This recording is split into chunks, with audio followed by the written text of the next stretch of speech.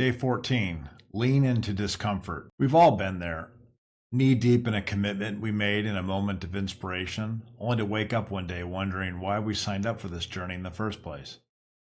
Whether it's committing to a year of self improvement, pushing through a difficult project, or simply getting out of bed early for a workout, the grind gets real. This is where the phrase embrace the suck comes into play. But why would we lean into the suck? Why not avoid it, minimize it, or simply find an easier way? The answer lies in a simple truth. Growth happens in discomfort. Adopting the mentality to embrace the suck can actually be one of the most powerful tools you have in maintaining and keeping commitments.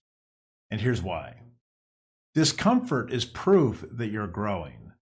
The very nature of growth means stepping outside of your comfort zone.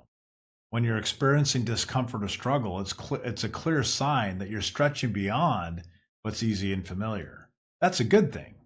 Without that stretch, we stay stagnant. The commitments we make, whether to ourselves or to others, aren't supposed to be easy. If they wouldn't be transformative. When you embrace the suck, you're acknowledging that discomfort is part of the process and a sign that you're on the right path. It's not a signal to stop. It's a signal to dig in. The very act of sticking with your commitment through hard times creates resilience. And resilience is what keeps you in the game long after others have given up. It teaches discipline and not just motivation. Motivation is fleeting. It's there at the start, pushing us with a surge of energy, but what happens when it fades? That's when discipline takes over. Embrace the suck as a mindset that transforms fleeting motivation into long-lasting discipline. When the initial excitement of your commitment wears off, and it will, the suck is what will greet you.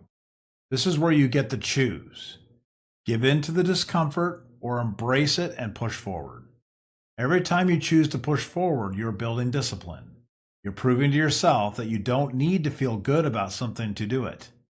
You just need to do it because it's part of the bigger goal you've committed to. It shifts your focus from feelings to action. The problem many of us face when trying to keep commitments is that we get too caught up in how we feel about something.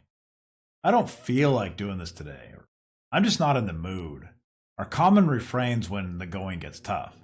But guess what? Feelings are fickle. They fluctuate with the weather, our mood, and what side of bed we woke up on. Embracing the suck shifts the focus from how you feel in the moment to what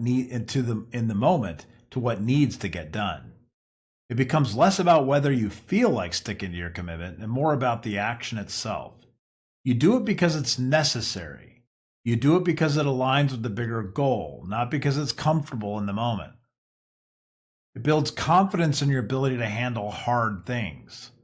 When you push through discomfort, something amazing happens. You realize just how much you're capable of. What once seemed insurmountable starts to feel manageable. The more you embrace the suck, the more you trust in your ability to handle whatever comes your way. This builds an internal confidence that strengthens your resolve in future commitments. Every time you push through a tough day, a challenging task, or a moment when you'd rather quit, you're building evidence that you can survive and thrive in discomfort. And that confidence feeds back into your commitment, making it easier to keep going. It connects you to the bigger purpose. Let's face it, not every moment of a commitment is going to feel significant or life-changing. Some days will just feel like a grind, and that's okay. When you embrace the suck, you're reminded that these tough moments are not the end game. They're part of the journey towards something much bigger. The key to maintaining your commitment is not focusing on the struggle, but on the larger purpose behind it. When you lean into discomfort, you're actively choosing to focus on the long-term benefits rather than the short-term pain. This mentality helps you keep your eye on the prize, allowing you to endure the hard times because you know they're heading you somewhere meaningful. Embracing the suck is a tool for transformation. In the end, embracing the suck isn't just about pushing through the hard stuff. It's about leaning into discomfort. It's about transforming how you approach your commitments. It's a mental shift that says, I acknowledge that this is tough, but I am tougher. It's about welcoming discomfort as a necessary step towards the goals and growth you're striving for.